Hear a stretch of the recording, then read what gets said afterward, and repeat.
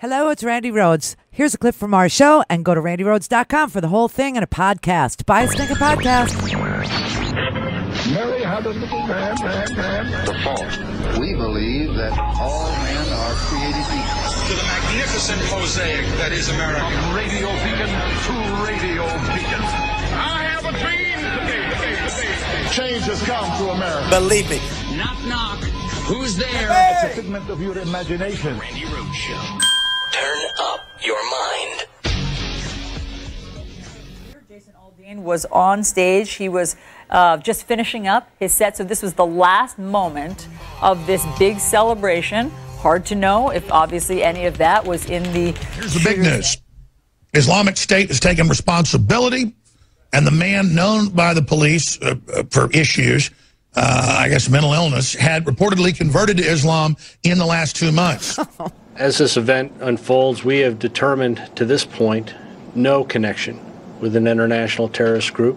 As this investigation continues, you can go buy that exact same weapon I was trained on and the ammunition at any time that you want. And you can deploy it in any way that you want. The news is lying. So he did not kill himself. The FBI hostage rescue team killed him because he was firing on them. So he did not want to be taken alive, and reportedly he did it. And it was Antifa crap everywhere. And other things I'm not supposed to mention. What happened in Las Vegas is in many ways a miracle. The police department has done such an incredible job. One of the things that we don't want to do is try to create laws that won't create or stop these types of things from happening. I think if you look to Chicago, where you had over 4,000 victims of gun-related crimes last year, they have the strictest gun laws in the country. That certainly hasn't helped there. So I think we have to, when that time comes for those conversations to take place, then I think we need to look at things that may actually have that real impact. We'll talk about that later. Writing the Bill of Rights now, there wouldn't be any such thing as the Second Amendment. The people's rights to bear arms. This has been the subject of one of the greatest pieces of fraud, I repeat the word fraud, on the American public by special interest groups that I have ever seen in my lifetime. Now, I hate to tell you, Puerto Rico, but you've thrown our budget a little out of whack because we've spent a lot of money on Puerto Rico. And Oh, my God. To me, it's almost like we've lost our sense of what is purely outrageous coming from this president anymore. That is just a strange and unpresidential thing to do, to be throwing rolls of paper towels at people. Address a few specifics that have been erroneously reported this morning. The Vice President has never had to persuade me to remain as Secretary of State because I have never considered leaving this post. But I just wanted to come in and say hello and congratulate you. I was a fan before this. You know that. Everyone in this room knows that. A big fan before this. And I guess if you can be more of a fan, I guess I'm even more of a fan now. And we've done a fantastic job. This was a very tough one. You know, I say we got an A+ in Texas. We got an A+ in Florida. And we may have done our best work here, but it hasn't been appreciated. You guys know what this represents? Well, it's the calm before the storm. What's the storming? Could be the calm. What storm, Mr. President? You'll find out. Oh my God. That was just 1 week. That was from Monday till today. And we haven't even had the Friday news dump yet. Okay? The Friday news dump is probably something to do with Tillerson. Rexit, they're going to call it, is what it is. I mean, this is unbelievable. This is really, really crazy. But everybody, it's Fake News Friday. It's Fake News Friday, meaning we expose you to a compilation of fake freaking news that has been foisted upon the American people in this trying and difficult week. Okay? Here's just a quick list, just going through all the Snopes debunks, going through the PolitiFact debunks, going through the factcheck.org debunks.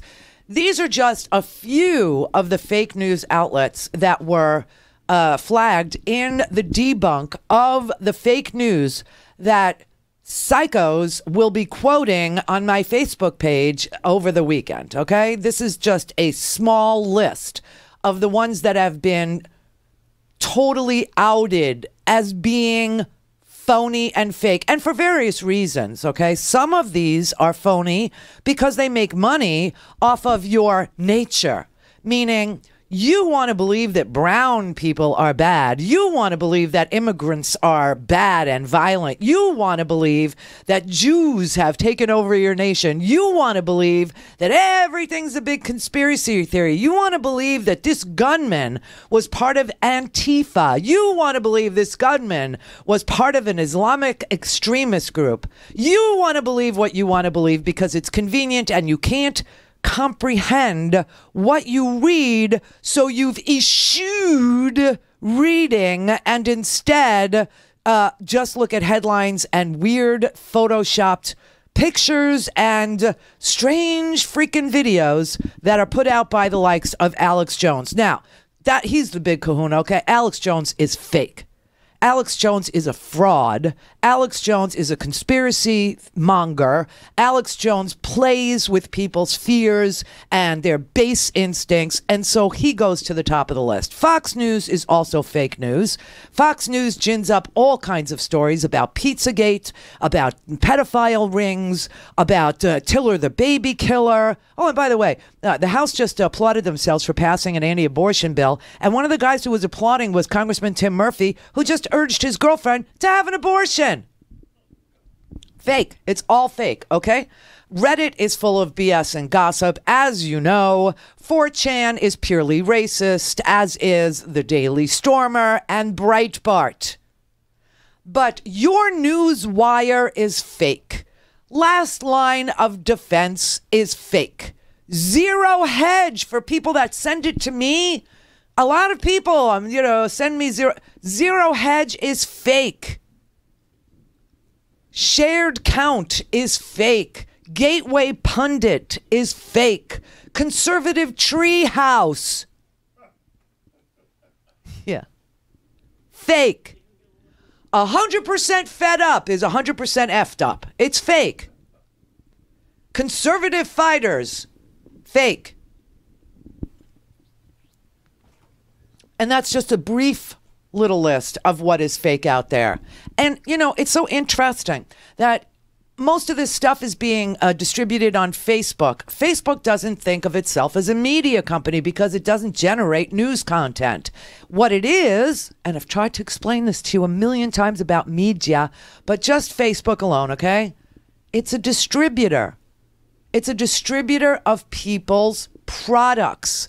And these things, your newswire, last line of defense, Zero Hedge, DC Leaks, Sputnik, RT, Shared Count, Gateway Pundit, Conservative Treehouse, 100% Fed Up, Conservative Fighters, Fox News, Alex Jones, Breitbart, Daily Stormer, Reddit, 4chan, they are creating a product. And it is being distributed on Facebook, and it's also being counted as being liked and therefore moving up in the Google Analytics search, so that 4chan and Reddit, if they are passing around this fake stuff, Google is actually seeing the activity around this fake stuff, and so it puts it higher in your results that you get on Google. Now, they are distributors, okay? They don't create, they are distributors, and that is how they get away with saying that, they can't do very much on this because they're not creating this, they're just distributing it, and people are making money off of it, and people are boosting it, and people are choosing very niche audiences for it. And what happened with Russia, okay, now, like I said, some of them do it for money. Some of them just do it for the clicks because the clicks actually equals a better price for advertisers. And so they just want click-throughs. That's all they want is click-throughs. Others of them have political agendas. Others of them do. Now, obviously, DC Leaks is Russian. Sputnik is Russian and fake. And RT is Russian and fake. And so they do it for a different reason, okay? But here's the new report about the efficacy of fake news and how many people saw it with regard to this election, okay? Just want to go over this. This week they said Facebook ads, the paid ads that the Russian operatives paid for, actually got and reached 10 million users. 10 million. Is that the whole number? No, because that's just the paid ads. That doesn't include everyone who was reached by propaganda or fake news. The Russians also created very simple and free Facebook pages, very simple and free opinion pieces, and all kind. In other words, to understand the real extent of Russia's meddling in our election, the frame can't be limited to just the 3,000 ads that they bought on Facebook and that they handed over to Congress, okay? Those ads were bought by a single Russian troll farm called the Internet Research Agency, okay?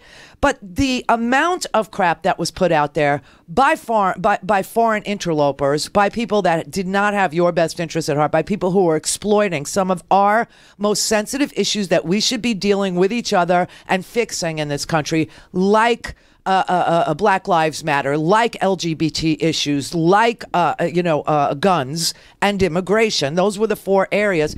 They actually had a 2-step process. The first process was that they would put Facebook pages up that said what racists, what gun owners, what anti-immigration people, what anti-gay marriage people would want them to be seeing. Okay, they would put these up for free, and people would like what they were reading, and they would like it, and they would send it to their list of friends, and so on and so on.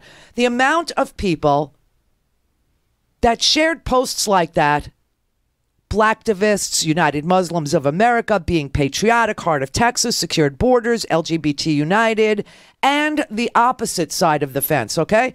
340 million people shared these Facebook pages because they liked what they were hearing from these Facebook pages. But these Facebook pages were Russian trolls. These Facebook pages were put up by Russians, okay?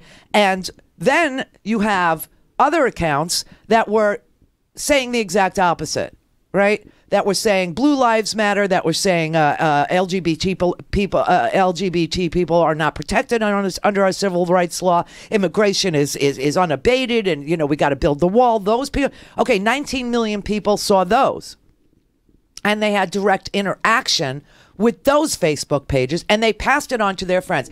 In total, 1 billion people, 1 billion shares. 1 billion around the world shared these things on that platform, on Facebook. Now, why did they do 2 steps? The first step was to identify you. The first step was to figure out which bucket did you fall into. Are you conservative? Are you progressive? What was your politics?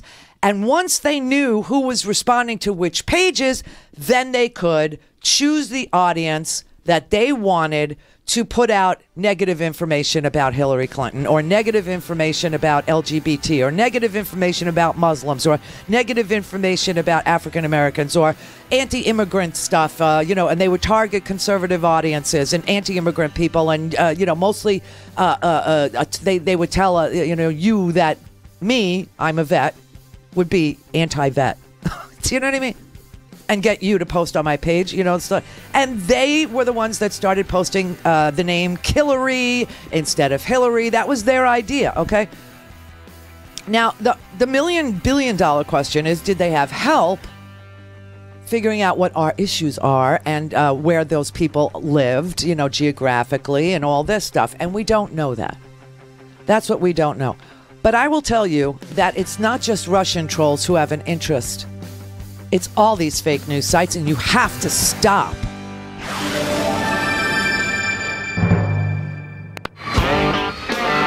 For a commercial-free, on-demand, whenever, wherever listening experience, visit RandiRhodes.com for your personal premium podcast today. Yeah, you could buy tile at a chain store if you wanted to. You could wait for a kid to try and answer your questions about what's this made of, or how do I install it, or what's in stock. But what if you wanted serious craftsmanship? What if you wanted custom design, handmade to order from your imagination or an inspiration photo that you love. Probably you think you can't anymore, but I did. When it was time to shop tile, I came across a family-owned business that still handcrafts each and every individual tile, matching your colors, your inspiration, your design. Tempest Tile Works. They're based in Portland, Oregon, and they still handcraft the most magnificent tile. Let them match to your fabrics or to your countertops or to anything you can envision for your bath or kitchen.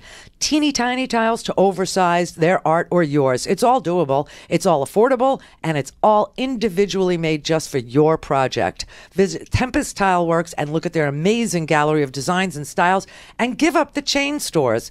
Tempest Tile Works, custom made. TempestTileWorks.com. I'm Rick Smith, and this is Labor History in 2. On this day in labor history, the year was 1945. That was a day known in Hollywood as Black Friday. After World War II, the movie industry began to rake in profits. But they did not pass those profits along to their employees. 10,000 members of the Conference of Studio Unions were on strike. They were part of the Brotherhood of Carpenters and Joiners. They were also in a jurisdictional battle with the International Alliance of Theatrical Stage Employees, or IATSE, over who should represent stage decorators. The strike wore on for half a year. The studios had more than 100 films backlogged and were able to wait out the strikers. But as the strike continued and the studios remained silent, pressure mounted. Despite the tensions between the two unions, thousands of IATSE members refused to cross the picket lines. On Black Friday, the strikers decided to concentrate their efforts at the Warner Brothers Studios gate. 300 picketers gathered to hold the line. Scabs, hired by Warner Brothers, tried to drive through the workers' picket lines to the studio. Variety accounted what happened next, writing, quote, "Strikers deployed from their barricades, halted non-strikers, and rolled 3 automobiles on their sides. By noon, reinforcements arrived from both sides. Firemen were called in to turn their hoses on the striking workers. Warner Brothers security deployed tear gas. Common for the time, accusations were hurled that the Conference of Studio Union strikers were communists. As a result of the strike, the Conference of Studio Union's employees were assigned to other jobs in the studios. When they refused, they were locked out. The union never recovered. The violence at the Warner Brothers Studios gate also helped to fuel the passage of the Taft-Hartley Act through Congress, which eroded union protections. Like what you hear? Check out more at laborhistoryin2.com. Hello, Progressive Voices tune-in listeners. I'm Casey Hobbs. And I'm Shane Mason, and we're the hosts of Nurse Talk Radio. Here's what we're talking about this week. I happened to read in my hometown newspaper that said that people were expected to drive from literally hundreds of miles away, and that they were expecting thousands of people to come to this Wise County Fairgrounds to get free care. And when I got there, I saw people who could have been people I grew up with, could have been relatives of mine, could have been me. People were lined up by the hundreds, waiting in these long, long, long lines that I noticed led to barns and animal stalls where they were being treated by doctors and nurses and dentists who were volunteering their time. And I knew the moment I walked through the fairground gates that I was at least partly responsible for that scene, because I was working to perpetuate a very broken, very dysfunctional healthcare system that made it impossible for so many people, including those people who were there, to get care in a proper setting and care that they could afford. So soon after that, I turned in my resignation and started a new life. And what I came to obviously realize was that that's what I was being paid to do in my corporate job, working for these health insurance companies. I was paid to present a world that wasn't real and to make people believe things that weren't true. Often it was various things that we did to essentially spread propaganda about how the health insurance system really works, or to scare people away from any alternatives to the multi-payer system that we have. So I really had an epiphany. I'm so glad that you had the courage to take that look, and then after taking that honest look, then making the leap to do something completely different. People need to be more involved in making positive change happen, and how the health insurance system really affects them. Check out our show at nursetalksite.com and listen every Saturday and Sunday right here on Progressive Voices. All things Randi at RandiRhodes.com. Go for launch. Speaking truth to power, The Randi Rhodes Show. Mr. President, can you explain why you did not condemn those hate groups by name over the weekend? They've been condemned. They have been condemned. And why are we not having a press conference today? You said on Friday you had a press conference. We had a press conference. We just had a press conference. Can we ask you some more questions, sir? It doesn't bother me at all, but I like real news, not fake news. You're fake news. Thank you, everybody. Thank you. Everything with him is fake news. Everything with Trump is fake news. Part of the reason active measures have worked in this U.S. election is because the commander-in-chief has used Russian active measures at time against his opponents. So the reason why fake news works is because Trump is a fountain of fake news himself. He is a tornado of fake news. He is a one-man army of fake news. Trump decides that anything that is unflattering is fake. Now, here's a little factoid for you, okay? You know, I've been sued for defamation, and so I've been through the court system. And you know what I learned? I learned that if you told the truth, it's a complete defense to any accusation of defamation. If you pointed out that somebody did something that was unflattering to them, or somebody did something that was, illegal, or somebody did something that was harmful, and you pointed it out, that person might sue you for defamation because they didn't like what you said. But if what you said was true, then they have no case, and it goes away. It goes away. All right. So if Trump is right that CNN is fake news, if Trump is right that NBC is fake news, if Trump is right that everything but Fox News, which is fake news, tell me this. Why has nobody brought a defamation suit against CNN or NBC or CBS or any of the other networks? You know why? Because they don't have a case, because what they've done is fact-checked. What they put out is researched. What they know and what they say they know is true. And like I explained to you a million times, he can call it the failing New York Times. Subscriptions are way up. He can say that ratings for the NFL are down as much as he wants. They are actually up this season from last season. So, the man lies. He just lies. He is a dangerous man. He is a liar. And now he's attacking the press. Okay? Now he is on a full throttle tear, okay? To the point where yesterday Sarah Huckabee Sanders had to be asked whether or not the president even believes in the First Amendment. That he'd like to see the Senate Intelligence Committee investigate news outlets and I guess this quest to go after fake news. Does he value the First Amendment as much as he values the Second Amendment? Absolutely. The president is a incredible advocate of the First Amendment. But with the First Amendment, you have, hold on, I allowed you to finish. With the First Amendment, with those freedoms also come responsibilities. And you have a responsibility to tell the truth, to be accurate.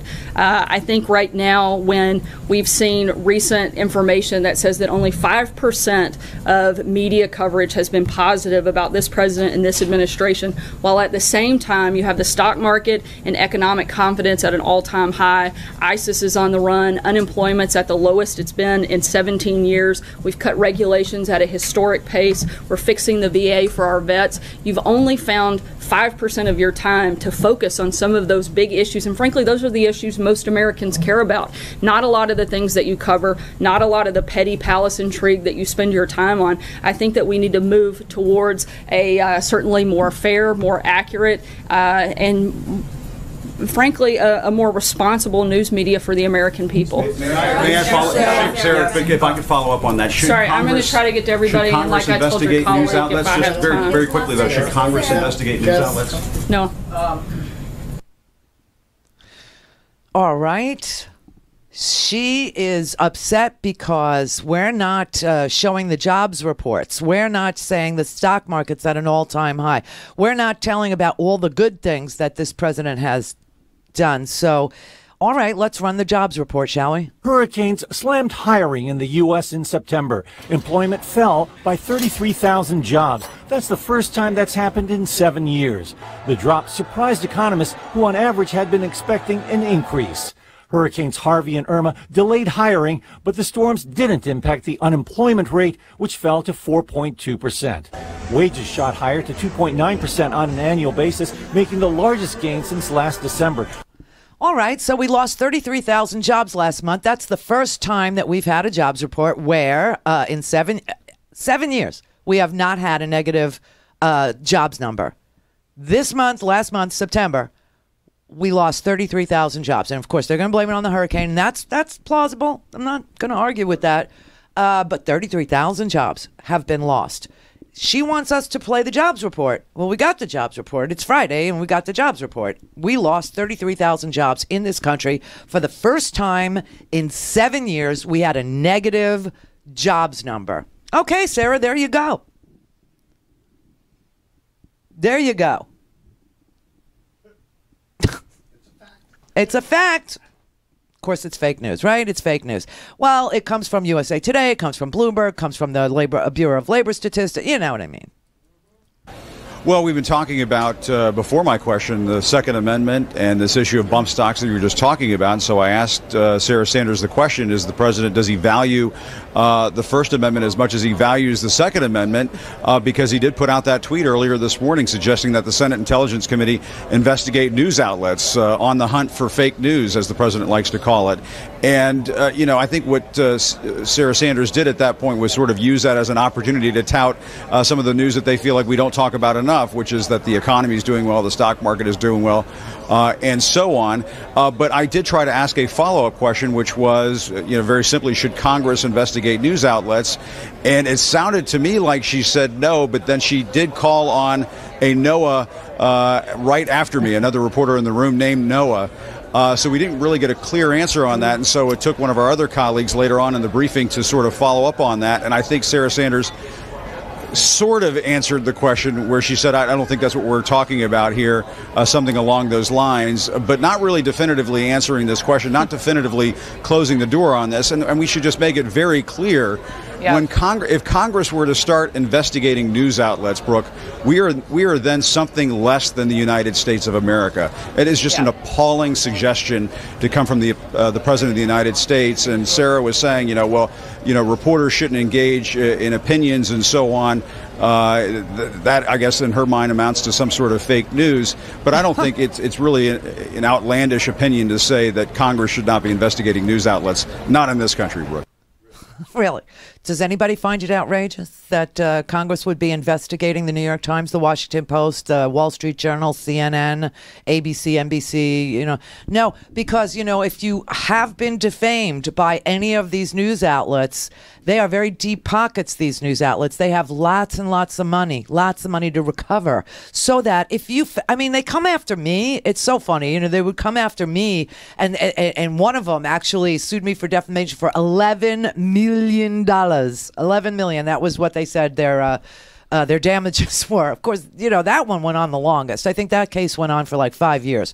Another case that I was involved in went on for over 5 years. That one also was decided by a jury. So, I've never lost because I don't lie. So I'm just saying, if I'm a mark, if I'm a target for defamation lawsuits, where, by the way, the truth is a complete defense.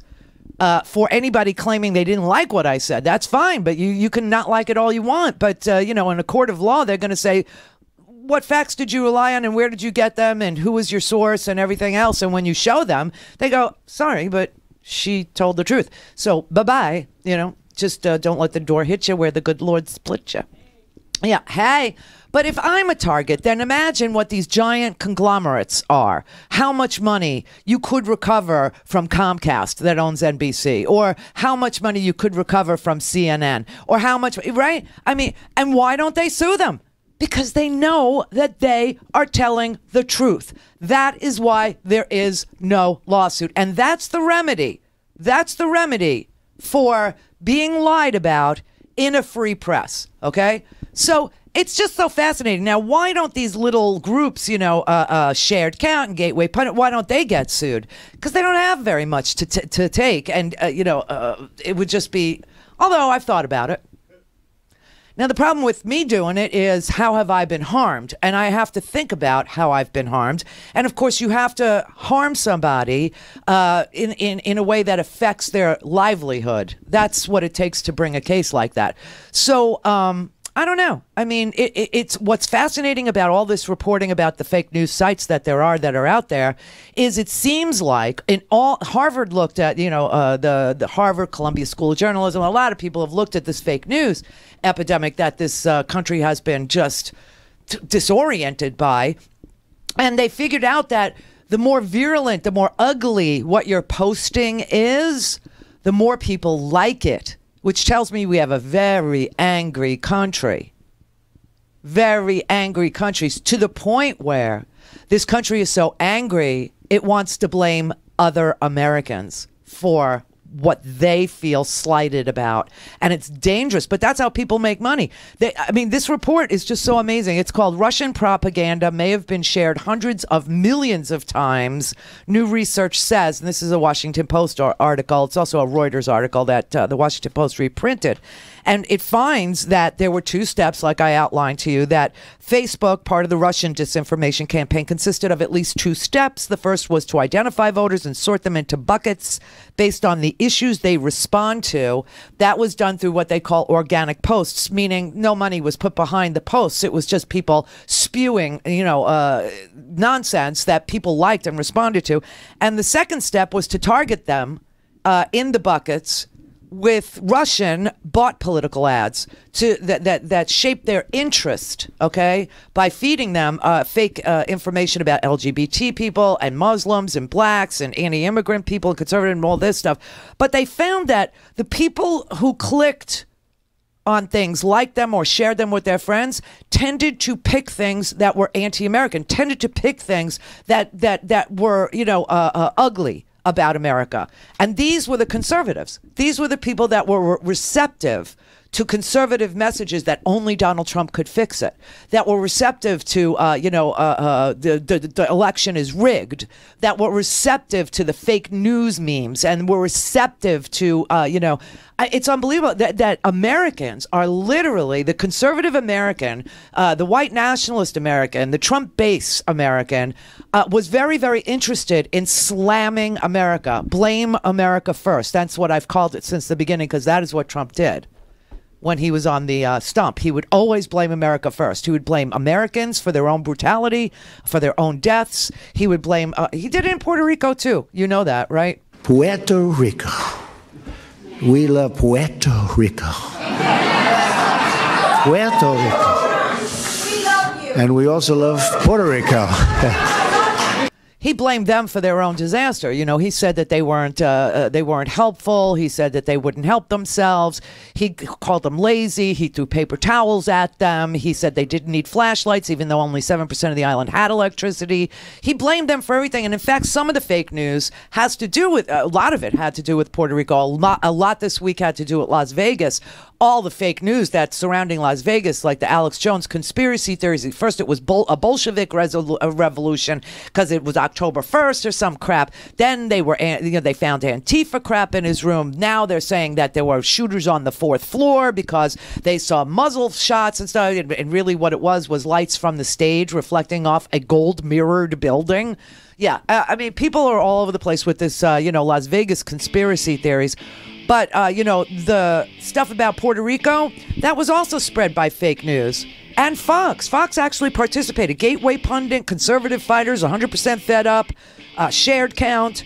Hundreds of thousands of Facebook users actually liked and shared those fake news stories that said that Puerto Rican truck drivers on the island didn't show up for work because they were on strike.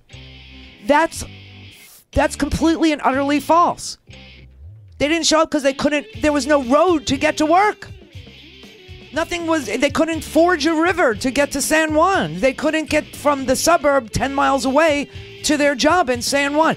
Plus, we have a transportation, we have entire bases devoted just to transportation.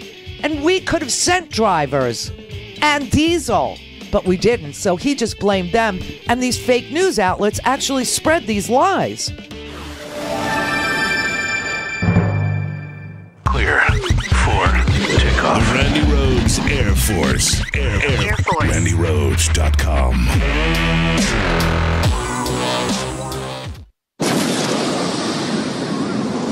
This is the voice of the resistance. You're listening to the Progressive Voices Network. Dear fellow progressive, these are the times that try men's souls. It is not the first time our country has been in peril, and it won't be the last. It is, however, a unique threat from within, one the precise likes of which we have never seen before. It is our modern media mix that has enabled an incurious, unserious, pathological liar and textbook narcissist to accede to the highest office in the land. His is a world of make-believe, one that could only have been concocted by a student of reality TV. At least we know he studied something. The imagined slights, the trumped-up, pun intended, feuds, the insulting nicknames, the Twitter diarrhea, it is all of a piece. Entertaining, funny even in another context, but when you're busy blowing up the country's longest-running foreign relationships, devastating the environment, threatening trade wars, and embracing all the wrong actors, it's really hard to find the humor. At Progressive Voices, we take holding the powerful accountable as our most serious mission, and there is nothing more important to us today than making sure the PV audience is informed with unbiased information and that more and more people become part of our audience, and therefore are better informed than they can be by relying solely on the mainstream media, which, in so many ways, has shrunk from its duty as the watchdog of democracy. It is our sincere hope that you will help us in this important mission at this most critical hour. Go to progressivevoices.com and make your donation today. Please give whatever you can. Remember, we are a tax-exempt 501c3, meaning that your donations are fully tax-deductible. Thanks for supporting the Progressive Voices Network. Hi, it's Randi Rhodes. Listen to me on the PV live stream or on demand or both on the PV app. Just go to progressivevoices.com or download the Progressive Voices app. You're listening to WIN, Workers Independent News, a diversified media enterprises production. I'm Doug Cunningham. America's largest freight railroads, with billions of dollars profit since 2015, are trying to keep union worker wages lower than those won in past contracts while increasing health care costs for workers. The Brotherhood of Maintenance of Way Division of the Teamsters Union represents more than 25,000 workers at CSX, Union Pacific, Burlington Northern Santa Fe, and Norfolk Southern Freight Railroads, among others. The union is in multi-employer bargaining, which has gone now into mediation under the National Railway Labor Act. Brotherhood of Maintenance of Ways' Don Griffin says here is what the union wants for these workers. We want to make real wage gains for our members. We want to be able to hold the line on health care costs. Our guys already pay thousands of dollars a year for health care. And we are simply trying to get a fair and just agreement, given that we are dealing with some of the most profitable companies in the United States. You look at CSX, they are paying Hunter Harrison $400 million to be CEO of that company. These guys have plenty of money. It's unfortunate that those companies have taken the position that they want to pay less than inflation-maintaining wages, and they want to send health care for our members back to a level, something that you would get at Walmart. And it's extremely unfortunate. They could have had a deal here, but they chose not to get one.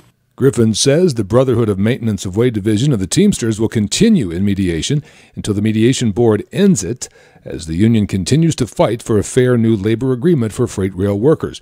But the union says that voluntary agreement on terms acceptable to their members doesn't seem possible in this round of bargaining. National Nurses United are endorsing former NAACP President Ben Jealous for governor of Maryland.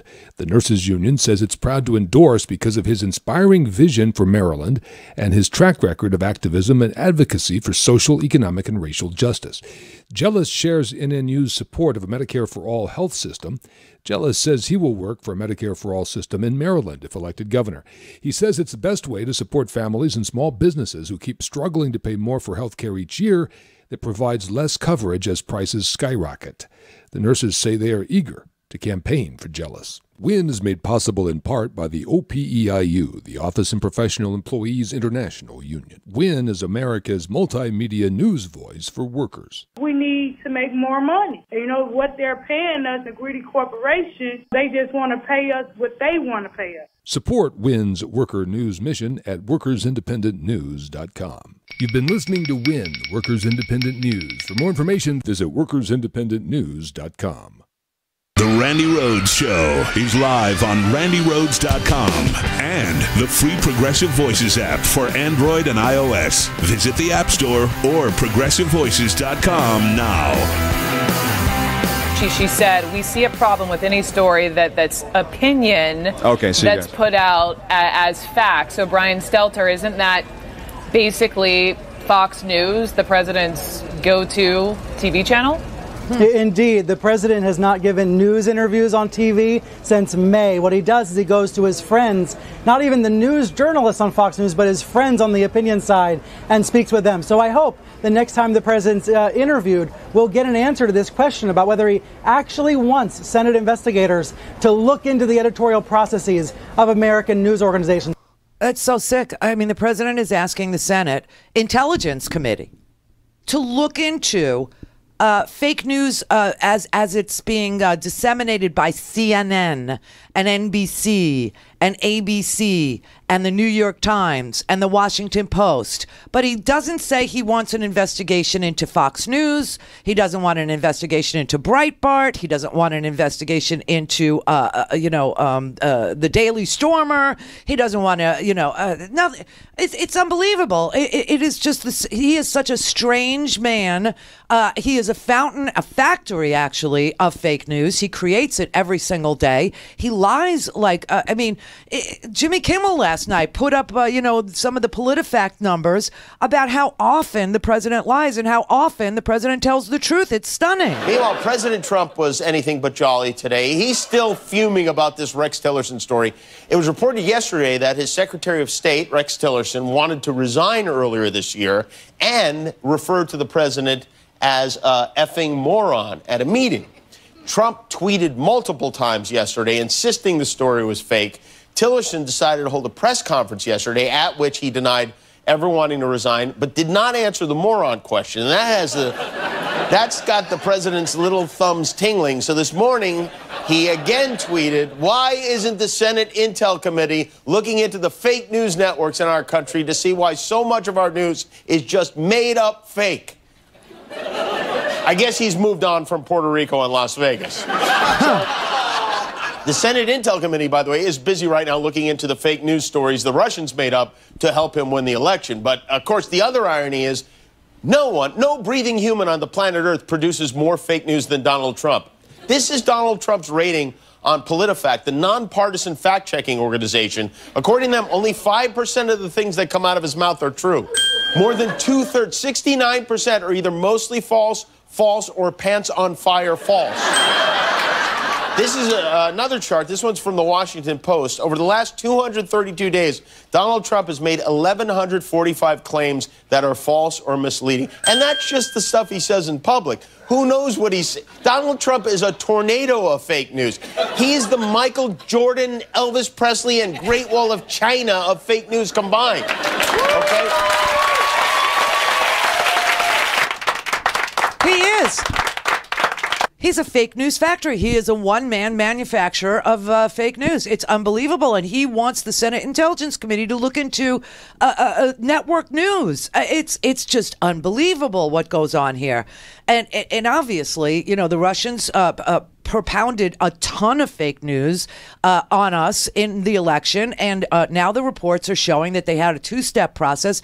Things that the more virulent, the uglier things were about your own country, the more likely you were, if you were conservative, to share it with somebody or tweet it out or send it to your friends on Facebook or interact with it or, send it to somebody that disagreed with you. I mean, you would take any bottom-feeding news source that was, obviously making up conspiracy theories about Hillary Clinton and pedophile ring, and you would share them because you wanted to blame your country first. You wanted to take a pound of flesh out of American democracy. You stopped believing in it. You stopped caring about it. And you became a soldier for a country that has absolutely no freedom of speech, no freedom of the press, no freedom of assembly, invades its neighbors and kills journalists. That's what you did.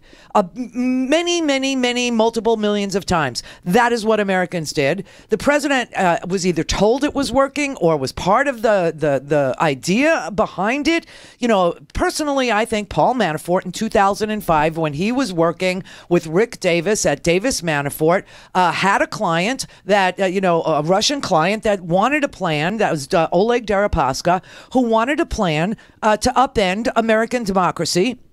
And for $10 million, Paul Manafort answered that call and wrote down a plan. And it said, divide the American people along issues that are very touchy, issues that we haven't really fully fleshed out in America, things that are still, the social issues of the day, the culture war that's going on in America. That's where, you can exploit American, heartbreak and American hatred and American frustration. And people are completely divided in this country over things like, gun rights and immigration and LGBT rights and, police brutality and the militarization of the police force and all that. That's where you should concentrate. Well, that happened in 2005. And by 2008, his law partner, Rick Davis, was John McCain's campaign manager. It was Davis Manafort. That was the name of the firm, although they did not run this business through Davis Manafort. They ran it through a company called LOAV. And the address for LOAV, which is Manafort's other company, was his house in Northern Virginia, the one that got raided. And so in 2005, he gives him a plan about how to upend U.S. democracy. And it's getting involved in political campaigns, getting involved in social issues, getting involved on the internet, getting involved in social media, getting involved on social platforms, et cetera, et cetera. All of a sudden, in 2008, Rick Davis, his partner, is heading up John McCain's campaign. And the next thing you know, they pick the most virulent woman on the planet, the dumbest woman on the planet, a woman who would exploit everything from, putting Congress districts in crosshairs and, promoting all kinds of word salad conspiracy theories and everything. Sarah Palin becomes John McCain's running mate. Now, you can't do much better if you want to divide America. She was the one that first brought up real America versus thinking America. I don't know what it was, but she divided this whole country, right? And then became this preeminent expert on Russia, and she knew everything about it was just so weird. It was such a strange pick. Right now, maybe it becomes a little clearer why they picked somebody but she was willing to say Obama was a terrorist, pals around with terrorists, he's a Muslim. Fox repeats it. Fox kept interviewing her, putting her on the air. And then in the smallest interview, what informs you? What do you read? Katie Couric asked her, what do you read? Oh, I read lots of things. She couldn't name one newspaper. She couldn't name one journalist. She couldn't, nothing. And that's why she was picked in the first place, okay? It was just so fascinating. Then we have 2 terms of Obama, and we start to, wind down our wars, and we start to improve our economy, and the economy grows. We keep adding jobs month after month after month after month, until this last month. We lost 33,000 jobs last month for the first time in 7 years. Stock market reacted not very kindly to this news. He's out there, saying that Russia and its meddling is a hoax. Not even... hey, we'll look into it and we'll fix whatever needs to be fixed, and we'll get our cybersecurity experts to close any openings or any holes in the voter registration rolls, or any holes in the DNC, or any holes in the RNC, or any hole. No, they're actually using private email servers, the Trump boys, they're off of the government servers. They don't want to be on the government servers, and they're doing White House business, which is what he said lock Hillary Clinton up for, because she's giving secrets to our enemies. And Trump is probably being blackmailed by the Russians. Now, this was interesting. Yesterday, the Senate, gave us an update on the Russia investigation. And one of the most interesting things that the Republican senator from North Carolina, the chairman of the Senate Intelligence Committee, Senator Richard Burr, said, they asked him if the issue of collusion was closed, and he said no. The committee continues to look into all evidence to see if there was any hint of collusion. But do you have any evidence to suggest, to rule out that the president knew anything about any of these contacts that occurred between any of his associates and the Russians? I thought I was pretty clear that the issue of collusion is still open. Oh, my God. That we continue to investigate both intelligence and witnesses, and that we're not in a position where we will come to any type of temporary finding on that until we've completed the process. So the issue of collusion for the Senate Intelligence Committee is still an open one. And you know what's very interesting is during that little press conference yesterday, they also asked Richard Burr, if he could corroborate or if he could elaborate on the veracity, the truth of the Steele dossier, that MI6, the British MI6 intelligence officer who was the Russia expert in MI6, who then retired and started his own private security firm, right? Christopher Steele. He put out a dossier, and that dossier has never been confirmed. Only parts of it have been confirmed. And they asked Richard Burr whether or not he could confirm the dossier. Not that it exists. We know it does. It's been released. It's 36 pages long. You can find it on my website. It's in the homework section. Today, I decided to pull out 10 key allegations from the dossier. So if you didn't want to spend, an hour reading through 36 pages, or you have no comprehension abilities, then, I just bullet pointed the 10 key allegations. And of course, that Trump was compromised through his sexual activities in Moscow was one of them, that Russia kept a secret dossier on Hillary Clinton, that Russia admitted it was responsible for the DNC hacks, that there was a regular exchange between Trump surrogates and the Kremlin that goes back 8 years, that they had been cultivating Donald Trump for 5 years by dangling little Moscow projects and telling him it was all going to come to fruition, it was all possible, and that this all started when he had, before he even had the Miss Universe pageant there, and that he was actually in touch with the Kremlin through various associates like Felix Sater, and, then he hired Paul Manafort, who worked for free, this stuff, that Russia promised not to use the compromising information against Donald Trump because they were receiving high levels of cooperation from him, that Trump's attorney, Michael Cohen, had gone to Prague to meet with Kremlin officials in August of 2016. Now, of course, Michael Cohen's going to testify October 25th in public because he screwed up the negotiated testimony. He negotiated with the Intel Committee to do it behind closed doors in private, not under oath. He screwed that up by communicating to the press and releasing a statement that said he'd never been in Prague and he's never, his collusion is such a bizarre. But, he did show us his passport. He's got stamps in his passport from 2009 to 2016. None of them are from the Czech Republic. However, the Czech Republic lies in a zone that you're allowed to go to if you have, if you're already in certain parts of Europe without getting a stamp on your passport. I know this because I've been in Russia. See, if people wanted to do a conspiracy theory about me, you could say, she's a Russian agent, and I know this because I saw her passport. And I do have a stamp admitting me to Russia. Or you could say that I'm a Muslim sympathizer, or whatever you want to say, because I have a stamp, because I entered Istanbul. See what I mean? Now, he could have gone to the Czech Republic from some other European country. It's in the Schengen zone, and you don't need a passport to go from one place to another in the Schengen zone. So that also another thing is that Russia supported Trump because he was viewed, and this is key, as divisive and disrupting the entire U.S. political system. They never found a guy who would be better at that than him, and that is why they supported him. That the GOP platform was changed, and that was a signal to the Russians that he'd cooperate and not let the Ukrainians have lethal weapons so that they couldn't fight back against the Russian invaders. And that he would lift the sanctions on Russia, which was, the Magnitsky Act, which was what Natalia Veselnitskaya was here to discuss in Junior's office in Trump Tower with Manafort, right? And Akhmetshin and all those guys.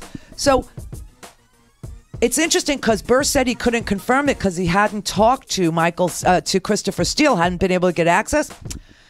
Turns out that's because Mueller's already talked to Christopher Steele, and that was breaking news yesterday, that Robert Mueller had over the summer interviewed Christopher Steele. He knows whether the dossier is verifiable. The Randi Rhodes, Air Force. The Randi Rhodes Show is live on RandiRhodes.com and the free Progressive Voices app for Android and iOS. Visit the App Store or ProgressiveVoices.com now. Now, the top of the hour on the Progressive Voices channel on TuneIn presents the Green News Report. If you look at a real catastrophe like Katrina, Trump downplays the disaster in Puerto Rico. U.S. taxpayers give the fossil fuel industry $20 billion a year in subsidies. Scotland bans fracking. Plus, let's be blunt. This is your tax dollars at work. Hidden costs of climate change costing U.S. hundreds of billions a year, and it's getting worse. All of that fantastic news and more straight ahead. From BradBlog.com, I'm Brad Friedman. And I'm Desi Doyen. Stand by for 6 minutes of independent green news, politics, analysis, and snarky comment. As our EPA chief keeps telling desperate coastal mayors, this is not the appropriate time to talk about climate change. The appropriate time will be when we're all on a space station trying to figure out how to turn our poop into protein bars. Getting close. This is your Green News Report.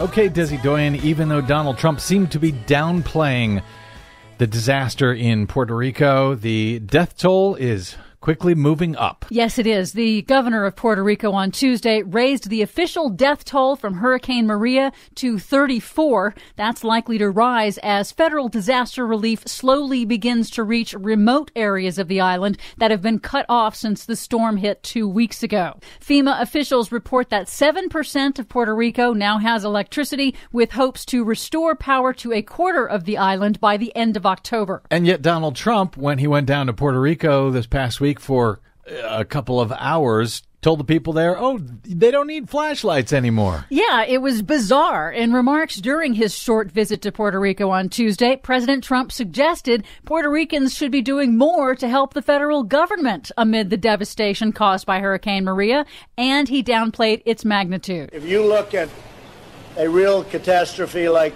Katrina, and you look at the tremendous hundreds and hundreds and hundreds of people that died, and you look at what happened here with really a storm that was just totally overpowering, 16 people versus in the thousands, you can be very proud of all of your people, all of our people working together. And then he chided the 3.5 million American citizens in Puerto Rico for the cost of the disaster. I hate to tell you, Puerto Rico, but you've thrown our budget a little out of whack because we've spent a lot of money on Puerto Rico. But 2 weeks after Hurricane Maria, FEMA still has not yet authorized full disaster aid for the island. After Hurricane Harvey, FEMA granted full disaster funding for Texas within 10 days. Well, I think we know what the difference is between Texas and Puerto Rico, don't we? And now a new study warns the cost of these disasters is going to get much worse. Of course it is. According to a new report by the Universal Ecological Fund, over the last 10 years, extreme weather disasters plus the health impacts of air pollution from burning fossil fuels have already cost the United States $240 billion a year. A year? Yes. Now, 2017 has already topped that. Economic losses from the 3 major hurricanes plus 76 wildfires in western states are estimated at $300 billion.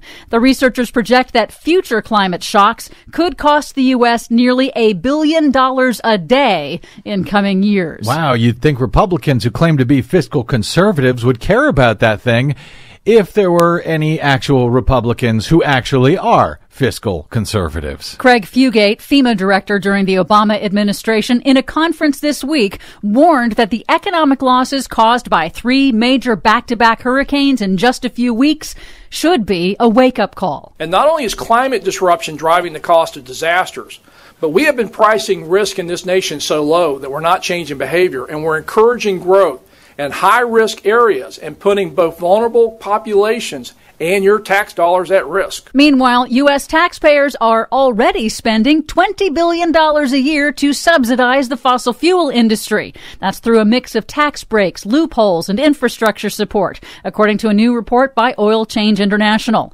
Plus, a new analysis in Nature Energy concludes that Without that $20 billion in annual taxpayer subsidies, half of current U.S. oil production would be too costly to drill at current oil prices, and that taxpayer subsidies help pad oil companies' profit margins and induces them to drill even more. And yet, whenever any kind of subsidies are given to renewable energy companies, Republicans say we shouldn't be picking winners and losers. Finally, Scotland has banned the controversial drilling technique of fracking. They say because it threatens their drinking water supplies and impacts Scotland's targets to cut carbon emissions. Smart people in Scotland. I am moving. For all of those stories and more that we couldn't get to today, please check out our website at greennews.bradblog.com. You can download our reports anytime via Stitcher, TuneIn, or iTunes. And find us, follow us, and share us worldwide on the Facebooks and the Twitters at Green News Report. I'm Brad Friedman. And I'm Desi Doyen. And this has been your Green News Report. Mama, if that's moving up, then I'm moving out. This has been the Green News Report on the top of the hour on the Progressive Voices channel on TuneIn. Whether you're listening to me, Mark Levine, each Monday and Wednesday, or me, Leslie Marshall, each Tuesday, Thursday, and Friday, you can hear us 3 to 4 p.m. Eastern Time on the Progressive Voices Network. Here's a sample of what you'll hear. Do even Republicans believe Republican lies these days? I don't think they do. It wasn't that long ago, when I used to work in Congress, 15 years ago, you had Democrats believe Republicans. Even Democrats would accept compromises. There was McCain-Feingold, a compromise on campaign financing. There was immigration reform, where you had Republicans and Democrats lying up in various gangs where bipartisan centrists would work together. That was just 15 years ago. I would say by 10 years ago, the Democrats had given up on the Republicans completely, knew that the vast majority of them could not be trusted. They were just going to keep lying. Again, that's Mark Levine every Monday and Wednesday. And Leslie Marshall each Tuesday, Thursday, and Friday. 3 to 4 p.m. Eastern Time on the Progressive Voices Network. Mary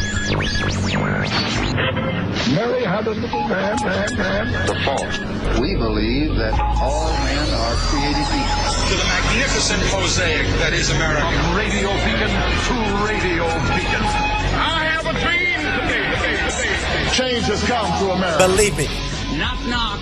Who's there? It's a figment of your imagination. Randi Rhodes Show. Turn up your mind. Investigators working with Special Counsel Robert Mueller met this past summer with Christopher Steele. Steele, as you remember, is a former MI6 officer who put together that what people call the Dossier, really a series of memos detailing alleged Russian efforts to aid Donald Trump's presidential campaign. Now, Steele was hired by a Washington firm, paid first by an anti-Trump Republican and then by Democrats. The Special Counsel is now working to determine whether any of the series of contacts between Trump campaign associates and suspected Russian operatives broke U.S. law. Now, we don't know what information Steele may have provided to Mueller's team, but we know that Steele has previously provided the FBI some information to try to verify some of the sources that he used to put together the memos in the dossier. While most of the salacious allegations in the dossier haven't been verified, its broad assertion that Russia waged a campaign to interfere in the election is now accepted by the U.S. intelligence community. Wolf. Oh, my God. So Mueller knows whether or not the PP tape is real because that was originally reported in the Chris Steele dossier. And that's probably the only part of the dossier that most people remember is that Trump was, videotaped in the Russian hotel. Now, the story goes like this, that Trump went to Moscow and he rented the room that had previously been occupied by President Obama and Michelle Obama, and that he wanted that room because he wanted to defile the bed that they slept in. That's how much he hates Barack Obama. So he asked for that room, and he was given that room, and that room was bugged. That room had video cameras in it, and it had listening devices in it, because it was a room that foreign, dignitaries, that presidents, and it was, the presidential suite, I believe, in the Ritz-Carlton over there. And so Trump wanted that room. They gave him that room. And then the Russians set him up. The Russians said, hey, we got some girls for you if you want. and he took him up on it because, you know, he can't stop himself, right? He just starts kissing them, right? He pops some Tic Tacs and he just starts kissing them. Sometimes he grabs them by the P word because, you know, they'll let you do anything. When you're a star, they'll let you do it. And so they knew that part of his psychology was, gorgeous women, and he would, you know, fall apart and just, you know, do weird things around them. And they wanted a compromat tape. They wanted something about him because they didn't know he was going to be president, but they thought that, you know, he was going to build eventually a Trump Tower. And if they were going to do business with him, they wanted compromat on him. They wanted the ability to lower the price or extort him for money or use him for money laundering or use his real estate firm to launder, you know, Russian oligarchs' money. And they needed compromat on him so that he would, you know, never say no to any illegal thing that they wanted, him to do through the Trump organization, whether it was, you know, money laundering or hiring Felix Sater or, you know, running for president or running for office down the line, right? And so what was in the dossier was that Trump had been cultivated by Moscow for at least 5 years, and that would include this trip that he took to Moscow for the Miss Universe pageant, where they sent up a couple of prostitutes to his room, working girls to his room, and these girls, said, whatever you want, and he said he wanted them to do a pee-pee show on the bed. He wanted them to do, you know, a urination show on the bed that Obama and Michelle had slept in. According to the dossier, that did happen. And Trump is caught on tape watching these girls do it. When he was asked about it, he said, that would never have happened because I'm a germaphobe. Does anyone really believe that story? I'm also very much of a germaphobe, by the way. Believe me. Believe me. Believe me. I'm a germaphobe. Well, nobody said that you touched it. Nobody said that you touched them. I mean, they just said you sat and watched. Well, you know. Okay, so that's what everybody remembers from the dossier. Now, you know, Mueller has now talked to Chris Steele. As of yesterday, we know that that's true, but yesterday during the show hours, right, all we had to go on was the Senate Intelligence Committee. And Senator Richard Burr, a Republican from North Carolina, said that he couldn't corroborate the Steele dossier because he can't force Chris Steele to come here and testify, right? Because Chris Steele is a British citizen and we have no jurisdiction over him. He hasn't committed a crime or anything of that nature, and so therefore he can't compel him to talk to the Senate Intelligence Committee. But then we found out last night driving home that Manu Raju of CNN, these are real journalists, okay? These are real reporters. They actually get up in the morning, they put on their shoes, and they go up and down Washington, D.C.'s corridors. They go up and down, they make phone calls. They have sources. They have Rolodexes. And they found out that Mueller actually did talk to Chris Steele, which would explain why Chris Steele doesn't want to talk to the Senate Intelligence Committee. He's already told Mueller who his sources are, who his sources are, whether or not he's seen this tape, whether or not he knows whether that Trump's been cultivated by the Russians for a very long time. I mean, part of the dossier says it's been a 5-year effort. This is what he wrote. He wrote, speaking to a trusted compatriot in June 2016, sources A and B. Now, this is what Mueller would want to know. Who is source A? Who is source B, right? Okay. So he said, sources A and B, a senior Russian foreign ministry figure and a former top-level Russian intelligence officer still active inside the Kremlin, respectively. The Russian authorities had been cultivating and supporting U.S. Republican presidential candidate Donald Trump for at least 5 years. Source asserted that the Trump operation was both supported and directed by Russian President Vladimir Putin. That's part of the dossier. Now, all anybody remembers is the PP tape. Now, the PP tape is important because Russia would want compromat, right? For a number of reasons. Not because they knew he was running for president, but because they were going to do business with her to build the Trump Tower. This is what Michael Cohen's emails show, that right during the election cycle, during the campaign, as late as August of 2016, Michael Cohen was in contact with Oleg Deripaska, or about Oleg Deripaska, with Russian intelligence, with Russian, the Russian government, about building a Trump Tower. They say, well, we didn't build one, therefore we didn't do anything. That's like saying, well, I was going to break into Dunkin' Donuts and I had an AK-47 in my back pocket, but, I didn't do it. So therefore, I wasn't conspiring to do it. Well, that makes no sense. He also writes, and this is the part that got all the attention, Trump was compromised through his sexual activities in Moscow. This is what he wrote. Former top Russian intelligence officer claims FSB, which is the KGB, has compromised Trump through his activities in Moscow sufficiently to be able to blackmail him. According to several knowledgeable sources, his conduct in Moscow has included perverted sexual acts, which had been arranged and monitored by the FSB. Another segment in the dossier said Russia kept a secret dossier on Hillary Clinton on the instructions of Vladimir Putin. He wrote this: it has been collated by Department K of the FSB, KGB, for many years, dating back to her husband Bill's presidency, and comprised mainly eavesdropped conversations of various sorts, rather than details or evidence of unorthodox or embarrassing behavior.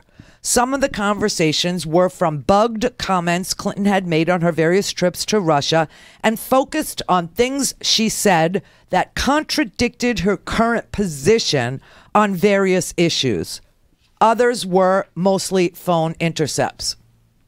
That's what he wrote. Here's another part, and it says, Source E acknowledged that the Russian regime had been behind the recent leak of embarrassing email messages emanating from the Democratic National Committee, DNC, to the WikiLeaks platform. The reason for using WikiLeaks was plausible deniability, and the operation had been conducted with the full knowledge and support of Trump and senior members of his campaign team. In return, the Trump team had agreed to sideline Russian intervention in Ukraine as a campaign issue. And then it makes it into the platform that they will not give Ukraine lethal weapons to fight off the Russian invasion. All right. They also say, Chris Steele also says, however, in terms of established operational liaison between the Trump team and the Kremlin, the Emerge confirmed that an intelligence exchange had been running between Trump and the Kremlin for at least 8 years. Within this context, Putin's priority requirement had been for intelligence on the activities of businesses and otherwise in the United States of leading Russian oligarchs and their families. Trump and his associates duly obtained and supplied the Kremlin with this information. The other important part was Russia promised not to use the compromising information against Mr. Trump because they were getting high levels of cooperation. This is what Chris Steele wrote in the dossier. He wrote, as far as compromising information on Trump was concerned, although there was plenty of it, he understood the Kremlin had given its word that it would not be deployed against the Republican presidential candidate, given how helpful and cooperative his team had been over the last several years, and particularly of late. Another portion he writes about Michael Cohen. It said Michael Cohen, Trump's lawyer for the Trump Organization, had been accompanied to Prague by 3 colleagues, and the timing of the visit was either in the last week of August or the first week of September. Now remember, there's emails between Michael Cohen and the Russian government in August asking for a meeting about the Trump Tower project. He says he didn't go. Said according to, and it's redacted, The agenda compromised questions on how deniable cash payments were to be made to hackers who had worked in Europe under Kremlin direction against the Clinton campaign and various contingencies for covering up these operations and Moscow's secret liaison with the Trump team more generally. This is why it's important that Mueller has spoken to the author of this. To speak to Randi, call now, you bastards. 561-270-3844. Hello. The Randi Rhodes Air Force. Hey, I need to tell you something about Herky Jerky, because over the past year, you've been asking me to ask Jason from Herky Jerky if they will ever produce a turkey jerky. Well, I'm proud to tell you that he says absolutely yes. And not only does he have it now, it's absolutely spectacular. Let me start with the taste. It is extremely soft and slightly sweet, and it's bite-sized pieces that taste just like the homemade oven-roasted turkey that you have on Thanksgiving. It's made from turkeys raised without added hormones and just the right amount of salt, natural smoke flavoring, and spices that will make your taste buds go wild. And you asked for healthy. Well, Herky Jerky Turkey Jerky has no nitrates, preservatives, MSG, or artificial ingredients, absolutely zero fat, and packs a whopping 11 grams of protein per serving, and very low in cholesterol. Quite simply, I think this is one of the healthiest and best tasting high protein snacks you can get. Herky Jerky is so excited to announce the new Turkey Jerky that they're offering $5 off all packs for the entire month of October. Just use promo code TURKEY when checking out. And as always, they don't sell the little dinky bags that you get at the gas station. They're 14-ounce zip-sealed packs, and they're meant to last. Herky Jerky, making quality jerky and meat snacks for almost 25 years. Gotta tell you, I believe this is as good as anything I've ever tasted and the best thing they've ever produced. Try some today, herkyjerky.com. I'm David Pakman, host of The David Pakman Show on the Progressive Voices channel. Check out this clip from my show. Some documents have been turned over to federal investigators, and they reveal two previously undisclosed contacts between Donald Trump's organization and Russia during the 2016 campaign. Donald Trump's personal attorney, Michael Cohen, who for months denied any and all involvement, period, with anything Russia-related, which was ultimately proven to be a lie, exchanged emails with a business associate weeks before the Republican National Convention about the lawyer possibly traveling to an economic conference in Russia that would be attended by top Russian financial and government leaders, including none other than President Vladimir Putin, according to people familiar with the correspondence. There was a second incident that we now know involved the same lawyer, Michael Cohen. Michael Cohen received a proposal in 2015 for a real estate project in Moscow from a company founded by a billionaire who once served in the upper house of the Russian parliament. So we now know of not one, but of two specific real estate proposals for Trump-branded Moscow buildings that were discussed during the 2016 campaign, and both involved Donald Trump's personal attorney, Michael Cohen. If you've ever seen this guy interviewed, you would already be aware of how slimy the guy is. But the issue for me isn't whether these real estate deals were done. I mean, they weren't. We have no indication that they ultimately were. It's that this type of contact has been denied time and time again by everyone associated with Trump. Between July of 2016 and February of 2017 alone, that's just an 8-month period, there were almost 24 prominent denials of any contact with Russia by Trump associates. And the most interesting part, every time I say it, there's someone in our audience who gets mad. You probably have your finger hovering over the dislike button right now if you're watching on YouTube, and by all means, press the button if it makes you feel good. This is sounding a lot like what Christopher Steele said was happening in that Russia blackmail dossier. The blackmail dossier says that in June of 2016, Michael Cohen was involved in emails involving Felix Sater, the Russian-born real estate developer and former Trump business associate, about buildings and Trump Tower Moscow and all of this stuff. I won't read it all to you again, but it's more and more confirmation of what Christopher Steele had in that dossier. And if you're waiting around for the Trumpists to sort of come to terms with what has happened, I advise you not to hold your breath, because they would sooner sing the Russian national anthem while standing, not while on bended knee, than admit that the Donald Trump campaign did some really sketchy stuff involving Russia. And I don't know Why? Because I kind of generally lack confidence in justice being carried out and the real truth being found.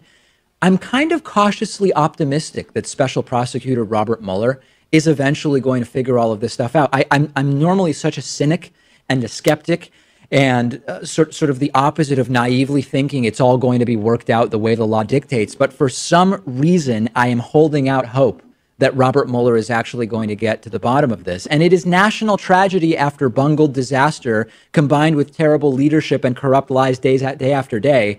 We want to believe, and maybe this is what I'm experiencing, I want to believe that someday we will actually figure out what happened. It will sort of get straightened out, and then, I don't know, we'll get back on our back on the horse, so to speak. Maybe I am naive, and if I am, I don't know, send me emails, ideally not too angry. You've been listening to part of the David Pakman Show on the Progressive Voices channel. For full audio and video podcasts, interviews, and more, go to davidpakman.com and check out our YouTube channel at youtube.com/The David Pakman Show. Call in, connect. To speak to Randi, call 561-270-3844. 561-270-3844. We have some breaking news that just came into our newsroom. Reports from NBC News reporter Ken Delanian that investigators for special counsel Robert Mueller, quote, recently traveled to the UK, London specifically, to speak to Christopher Steele, the author of that infamous dossier. Again, this news coming into the newsroom right now. Viewers of The Beat may recall moments ago I was reporting on this issue because of a related Reuters report about Bob Mueller working on the dossier and inheriting the FBI inquiry into it. Minutes later, as is so often the case these days, we have this breaking report, NBC News reporting that Mueller's office indeed has made contact with this elusive individual, Christopher Steele, behind that controversial dossier, and of course also the man name-checked in that unusual briefing from the leaders of the Senate Intelligence Committee yesterday when they said they'd hit a, quote, wall in reaching him. The news right now breaking, Bob Mueller has not hit that wall. He has not hit that wall. Isn't that something, everybody? It's something. Come on, Mueller! Come on, baby! Here's a couple of other things from the dossier that are very important. Now, this is what Chris Steele wrote in the dossier. You know, why did Russia support Donald Trump? Why? Why him? The explanation was given to Chris Steele thusly. Asked to explain why Putin and the Kremlin had launched such an aggressive Trump support operation in the first place, the foreign ministry official in Russia said that Russia needed to upset the liberal international status quo, including on Ukraine-related sanctions, which was seriously disadvantaging the country. So it all goes back to William Browder and the Magnitsky Act. Remember, William Browder, Bill Browder, was a businessman, and his company, his hedge fund, was raided by Russian oligarchs. They were taking, tax write-offs, but they were using his company erroneously, illegally, and he hired a forensic accountant / attorney named Magnitsky to investigate all these write-offs that were happening in his company, and Mr. Magnitsky found one of the largest frauds in the history of Russia, money frauds, which is, Russia is just nothing but a giant money fraud, and it was $230 million, and he tried to get some satisfaction in Russia. He actually presented his lawyer Magnitsky's evidence, and Mr. Magnitsky, instead of the people who were committing this outrageous fraud and stealing the Russian taxpayer dollars with tax write-offs through somebody else's company, with Bill Browder's company, as it turns out, they arrested Mr. Magnitsky. They put him in jail, they tortured him, and they killed him. And Bill Browder became completely devoted to coming to the United States and begging the United States to put sanctions on Russia because they killed his friend, his lawyer, his accountant, Mr. Magnitsky. And we did do it. We passed sanctions on Russia in the Obama administration called the Magnitsky Act. Canada just passed it yesterday. Good luck with your elections, Canada. But so that's they said that they wanted the sanctions removed. Okay, so Chris Steele continues. He said, Trump was viewed as divisive in disrupting the whole U.S. political system, and a pragmatist with whom they could do business. So America became a corporation. As the Trump support operation had gained momentum, control of it had passed from the foreign ministry to the FSB, to the KGB. Then into the presidential administration, where it remained, a reflection of its growing significance over time. There was still a view in the Kremlin that Trump would continue as a divisive political force, even if he lost the presidency, and could run and be elected to another public office.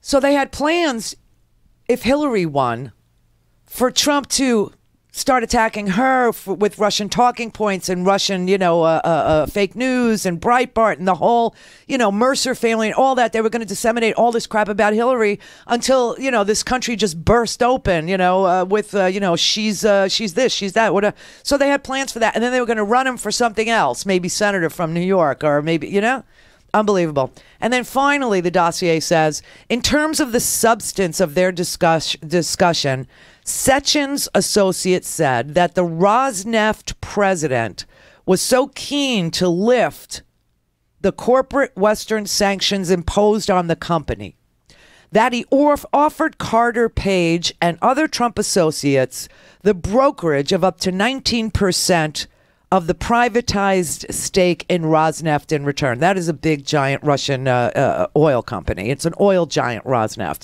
So the Trump associates confirmed to the Russians that if Trump becomes president, he will lift the sanctions. In exchange, you give me, Carter Page, 19% of the privatized value of Rosneft. Carter Page had expressed interest and confirmed that were Trump elected U.S. president, then sanctions on Russia would be lifted. Now, of course, all this came to a head with James Comey and James Comey's investigation. And the talk became about this dossier, and Comey was investigating the dossier. This is why Mueller is investigating the dossier, because Comey received, who the first person to receive this dossier was? John McCain. That's who the dossier went to, John McCain. And John McCain passed it on because it was so bizarre. And so it ended up at the, at the FBI. And that's what Comey was looking into. And that's why Comey was fired. And so Mueller is looking into the firing of James Comey and also the veracity of this dossier. And the Senate Intelligence Committee, really their main focus is protecting the 2018 elections and beyond. They're not looking at anything criminal, nothing. They're looking at, what happened and how do we fix it, basically. And so they gave up on the dossier. They said, well, we can't compel Christopher Steele to, I keep saying Michael Steele because Michael Steele is my friend, and she is the bass player for, what's the Bangles. So I just know Michael is Michael. Hi, Michael. But yeah, Michael Steele, if you went on the cruise with me to Alaska, Michael Steele, and Michael Steele's mom, because they went with us. So whenever I say Chris Steele, I always want to say Michael Steele, because Michael Steele is my friend.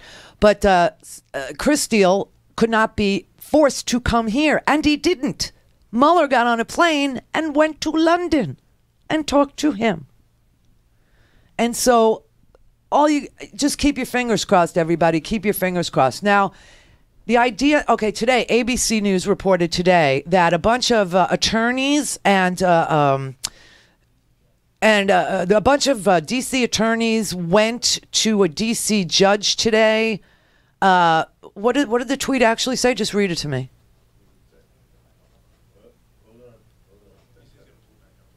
Oh, one moment, please.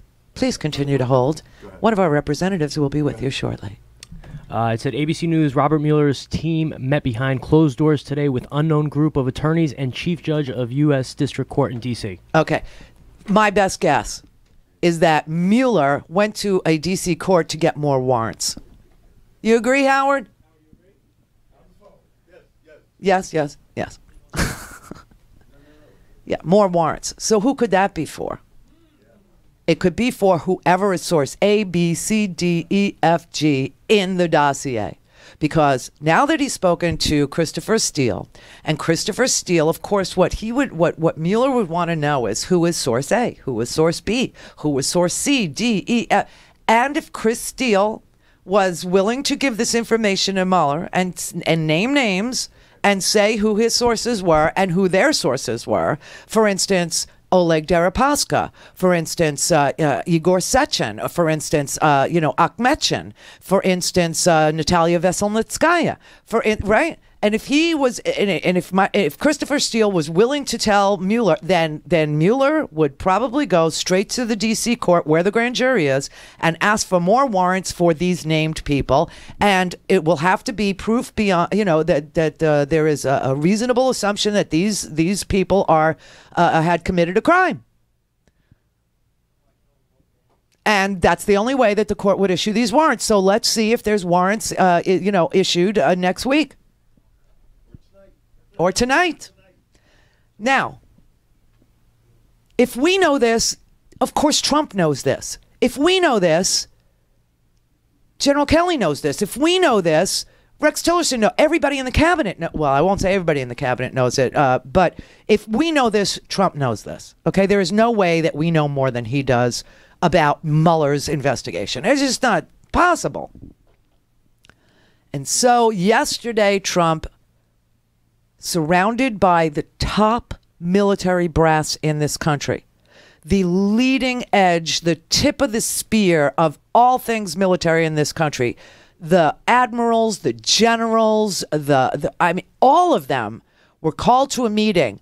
Trump berated them all in public, which is bizarre, and then hinted at some, forthcoming, like any day now, was the feeling I got, military action. Okay, first he berated them in a meeting where he said, you need to come up with better plans, better war plans, and you need to do it fast. I want it quickly. And if you don't do this, I'm going to be very disappointed and da-da-da-da-da.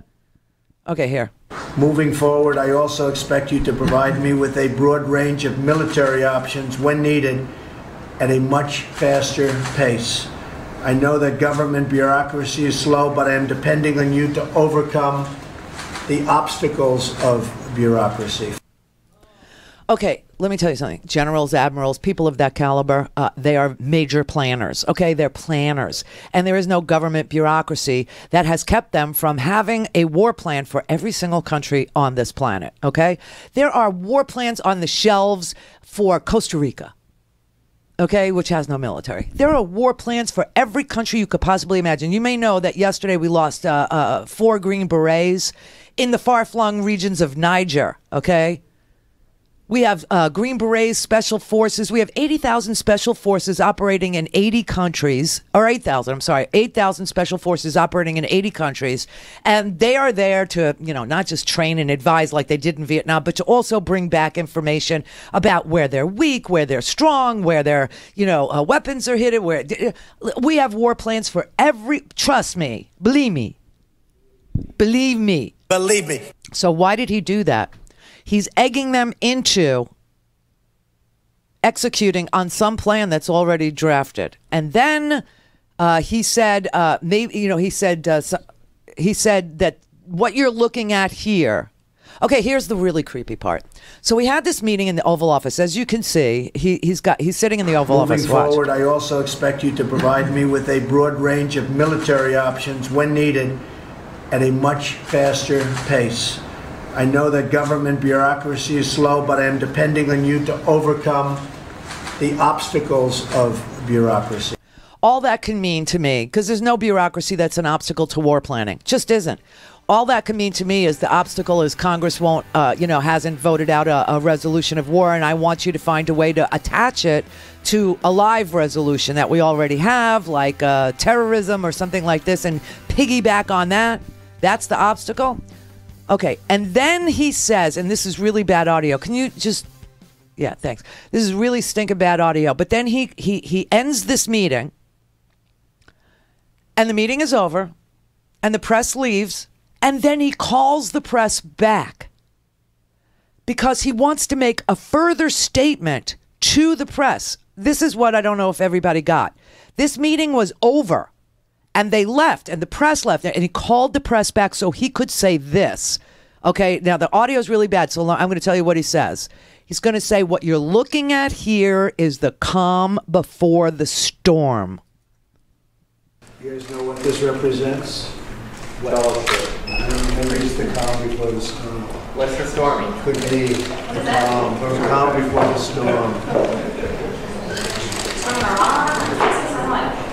What storm is We have the world's great military people in this room. I will tell you that. And we're going to have a great evening. Thank you all for coming. Thank you. What storm, Mr. President? You'll find out. Give us a hint on your decision. Thank you, everybody. Okay. So you have the leader of the free world surrounded by military who he's just chastised in public to get the bureaucracy out of your way and get this war going, whatever war he's talking about. I have no idea, and he hasn't told us. You have the State Department obviously being undercut by the president because Rex Tillerson had opened up a back channel with North Korea and was talking about, calming things down with the fire and fury rhetoric, and we have to do it. We just have to. We have to do it. We have to get rid. There is a military option for North Korea. We have to do it. And the president surrounds himself with all the military might in this country. The press leaves, and then he decides, no, I want to do something. Come back in, and he says, what you're looking at is the calm before the storm. What storm, Mr. President? You'll see, you'll see. Well, he was asked again about it today. He said the same damn thing. I'll show you. And he winks. He winks. To speak to Randi, call now, you bastards. 561-270-3844. Hello. Randi Rhodes. Air Force. Yeah, you could buy tile at a chain store if you wanted to. You could wait for a kid to try and answer your questions about what's this made of, or how do I install it, or what's in stock. But what if you wanted serious craftsmanship? What if you wanted custom design, handmade, to order from your imagination, or an inspiration photo that you love? Probably you think you can't anymore, but I did. When it was time to shop tile, I came across a family-owned business that still handcrafts each and every individual tile, matching your colors, your inspiration, your design. Tempest Tile Works. They're based in Portland, Oregon, and they still handcraft the most magnificent tile. Let them match to your fabrics or to your countertops or to anything you can envision for your bath or kitchen. Teeny tiny tiles to oversized, their art or yours. It's all doable, it's all affordable, and it's all individually made just for your project. Visit Tempest Tile Works and look at their amazing gallery of designs and styles, and give up the chain stores. Tempest Tile Works, custom made. TempestTileWorks.com. Hi, this is Harvey Wasserman talking to you from Solartopia on the Progressive Voices Network. The catastrophic tragedy of Hurricane Maria that has leveled Puerto Rico is still killing people and will for a long time to come. Our government's tragically inadequate response is only infuriating and just costs us so much more in terms of psychological health and physical realities that we have a long way to go to recover from this. But one thing we can do is build a new energy future for Puerto Rico that could lead the world by example and by its extreme productivity. What has to happen in Puerto Rico is that the electrical grid, which has been devastated by the hurricane, should not be rebuilt. People are without power. They will be without power for at least 4 to 6 months, according to the state-owned utility. And what needs to happen instead is that solar energy should take over Puerto Rico. That island has tremendous resources in terms of sunlight, heat, and agricultural productivity. What we should do is send thousands and thousands of solar panels into Puerto Rico and create a nation that gets its power from a network of microgrids rather than a centralized national grid. Microgrids supply each and every neighborhood with their own power. They can be locally owned and locally controlled with solar panels, with backup batteries, with small scale production that can be controlled at the local level. Puerto Rico could have a spectacular, self-sufficient energy future. We understand that Elon Musk of Tesla has already sent in a number of batteries. We are hoping that other people will start to send in solar panels.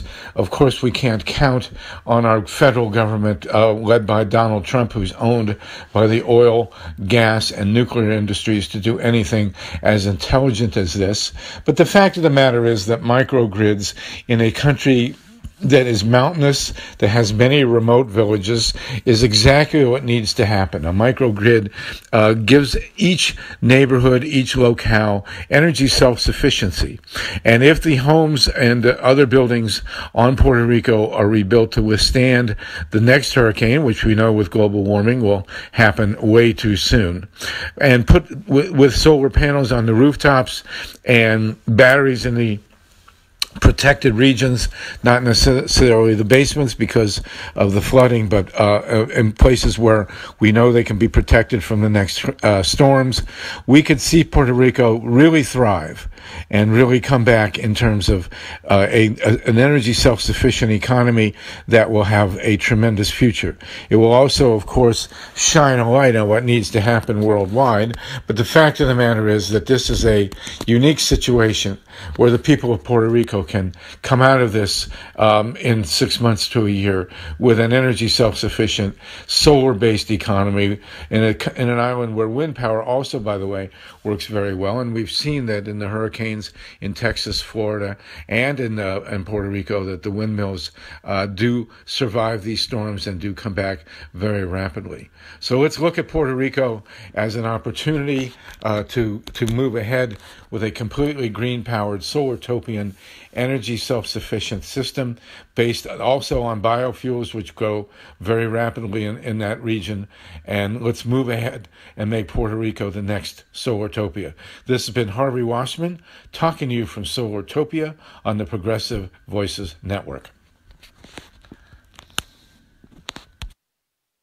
This is the Randi Rhodes Show. To speak with Randi, dial 561-270-3844. That's 561-270-3844.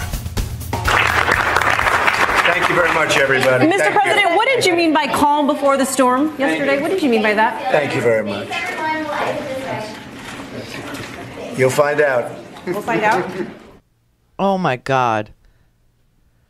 So you have a State Department that is completely in shambles. It doesn't have ambassadors. It doesn't have, it's not staffed properly. Rex Tillerson is being publicly forced to do hostage tapes, pledging fealty to this president after he called him an effing moron. You got hotspots in Iran. You got hotspots in North Korea, fire and fury talk. You got, some sort of they have an issue now with Qatar. And it's interesting that there was a sale of 19% of Rosneft. It did happen. Yes, that 19% that was promised to Carter Page in exchange for the cooperation of Donald Trump in removing the sanctions. On January 24th, I think, of 2017, just 4 days after the inauguration, 19% of Rosneft was sold. And it was sold to the Qataris and a Swiss firm. And then shortly after that, we started saying that Qatar is full of terrorists. Qatar has 180,000 people in it, okay? And they're full of terrorists, and so we have to do a land and sea blockade, and Saudi Arabia was agreeing with us. And could it be because Qatar, who is dependent on Saudi for all their oil, now has 19% of Rosneft and doesn't need, I don't know. But it's creepy that the number was 19%, and that is what was sold, 19%. And who was it sold to? So I don't know if he's telling the military, we have to invade Qatar, and you could piggyback this off of the terrorists. I have no earthly idea. All I know is the president is winking and nodding into the camera, and he is threatening some sort of fire and fury. He's telling his State Department and his Secretary of State he's wasting his time doing diplomacy. He's got a dysfunctional cabinet that can't keep anybody working for him. And he surrounds himself with generals and says, "You'll see." Anybody good with this? No, I'm not good with this. Eddie. Hey, how are you, Randy? How are you? Something's getting weirder. Something's getting weird in all this. It's been weird for a long time. You just mentioned Rosneft. That share of the private, that percentage of the private shares, 19% of Rosneft. It looks like it was worth $11 billion that they sold it for. Yeah, and it was split between the Swiss with their banking, right? And Glencore. Yeah, Glencore. Mark Rich's old company. Right. And he died actually about 3 or 4 years ago. Yeah. But the Qatari side, or Qatar, the Qatari side, was the state-owned wealth fund. And the state-owned wealth fund in Qatar was run by a guy named, Hamad bin Jassim Al Thani, known as HBJ. He was the guy who was negotiating directly with Kushner and Kushner's father to bail out 666 Fifth Avenue in 2015 and 2016. Yeah. That sovereign wealth fund is worth $250 billion. Mm-hmm. And the deal to buy Rosneft, which included them, also included some kind of shady Cayman Islands company that nobody's been able to trace the Cayman Islands company's ownership. So this is murky as heck. Isn't it interesting that there's a live lawsuit in the Cayman Islands from the Russians are suing Paul Manafort. Oleg Deripaska is suing Paul Manafort because he gave him millions of dollars to set up some sort of a media network that didn't get set up. And now there's a live lawsuit in the Cayman Islands against Manafort for some money for a large... 20 million. 20 million, yeah. So, I mean, listen, this whole thing has to do with, the Russians and Trump and everybody around him. And Rosneft actually, this deal where Rosneft sold 90% of his shares, the deal was actually financed originally by Gazprom Bank, which is, their parent is Gazprom. So, and all of this, basically Gazprom is state-owned, and I think Rosneft is 50% state-owned. So obviously, anyone who has anything to do with the Putin circle is knowledgeable and is inside this deal in some way. Right. It's always about money. It has nothing to do with democracy. It has nothing to do with America. It has nothing to do with veterans. It has nothing to do with LGBT people. It has nothing to do with, gun laws. It has everything to do with this giant corporation that is the world. And, Trump is supposedly this businessman, right? And so Trump is for sale. And that's just what happened. And it's in the company, just for people to wrap their minds around it, Rosneft's annual revenue is $65 billion. So obviously the Trump organization's eyes are going to pop out. You know what kills me? You know what kills me about all this? Because money and these large amounts kind of make people glaze over. But remember this, everybody. Just a few months ago, we were starting to hear that there was going to be this. Well, there was this big blockade against Qatar, who's this little tiny country that's very dependent upon Saudi, very dependent on Russian oil, very dependent. And all of a sudden, this transfer of wealth goes to the Qataris through the Swiss banking system, and now all of a sudden there's a blockade on Qatar, and their supermarket shelves are empty, and they can't get anything. Qatari Airwaves canceled flights because they weren't allowed to fly. It's like the whole, everybody swooped in and said, "Oh no, we want our piece of the pie," and all of a sudden we're angry at Qatar. We've never been angry at Qatar, and then Kuwait steps in and says, "We'll mediate this. Don't worry, we got this." Yeah, well, and I think you've covered it before too. Which was the guy who had a scheme for building nuclear power plants across the Middle East? was it Flynn? Yeah, it was Flynn. Yes, it was Flynn. Right. So all three of these guys, Manafort, Carter Page, which nobody really pays a whole lot of attention to. Because he's such a doof. Well, but he was directly promised, from what I've read, something specific related to Gazprom. Yeah, 19% of Rosneft. Well, he got a specific slice, and I don't know if it was separate. That's from unbelievable. It's just amazing. So all three of these guys are crossing paths here. But thank you, Randy. You're doing such a great job. Thank you. Thank you. Support the show, everybody. Support the show. Just got to say, just click on it. Michael in Boca Raton. Randy. Michael. What an amazing, insane week. And I got to say this, to all my friends in Costa Rica. You don't get any news about Costa Rica, Honduras, Nicaragua, Salvador, but 22 people were killed in Central America yesterday for this storm Nate, which is now headed to the New Orleans area, affecting 29 Florida counties. Don't mess around with this thing. I mean, 11 people, Costa Rica, 8 people died, 11 people died in Nicaragua, Honduras lost 2. It's mostly mudslides and too much water, just too much water. This has been one of the craziest hurricane seasons I have ever seen in my life. My life. So, just very sad. Condolences. Yeah. I was going to say that my favorite part of this week was this part right here. I'll act it out for you. Secretary of State Taylor. Yes, I have a statement. Randi Rhodes is wonderful. We are good friends, and she has integrity. She's a great voice for the progressives. I stand by her in every way. We've lived in the same cities, and I know this woman. But, sir, didn't you call her a wicked bitch? Listen, I don't get into all the semantics. Randy, he didn't say no. No, he didn't say no. He didn't. That's because he called him it, Randy. Yeah, that's because he said it. He did say it, and that's why right now we're waiting for the Friday news dump where it'll be Rexit. Exactly. Yeah, tonight, like late tonight. He'll text it. He'll text it to us all. Well, now we got him down, so maybe he'll postpone it until, some random time next week. But honest to God, man, he's going to get rid of his Secretary of State, and this was the whole point of appearing with the military and saying, "You'll see, we're prepared. We're prepared for war." I have no idea with who. America has no idea with who. He hasn't sold us on an idea. But we're ready, though. But we're ready for it anyway, right? We're just ready to do it. It's amazing. Randy, he doesn't even know that the Secretary of State is about diplomacy, Randy. He doesn't know that. I don't know. I think he does. I think he just doesn't want diplomacy. I think he wants to play with his toys. I really do.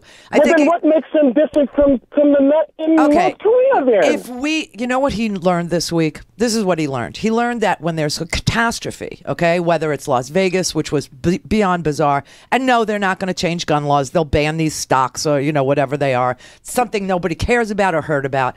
And automatic weapons are still available, by the way, just saying. Okay, so he'll do that, but he sees that in chaos, the Puerto Rican chaos. He saw the chaos in Las Vegas, the chaos he knows if he starts some sort of a war, we will not talk about Russia, or he thinks that.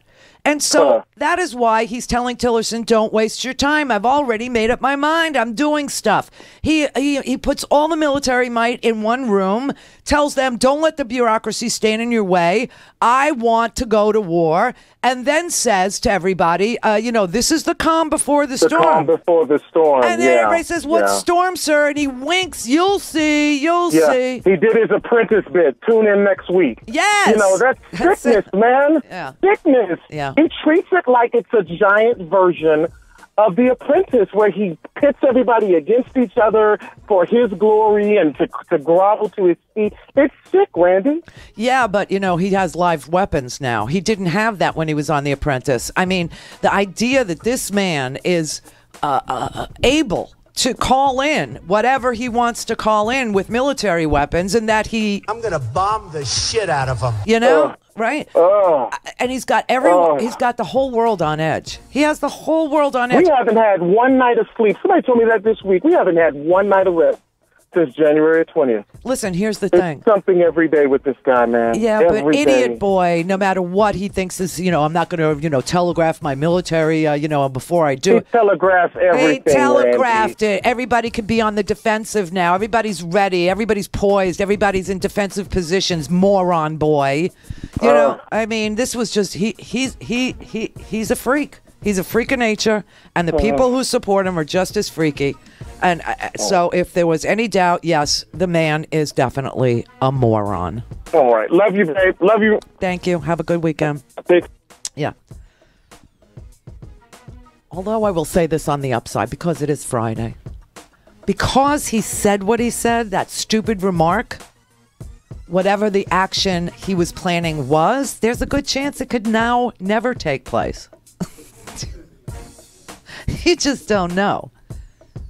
But he's projectile vomiting fear all around this globe. This one reality TV star. Can you imagine this? Can you believe this? Wow. Go to RandiRhodes.com for the whole thing and a podcast. Buy a stinking podcast.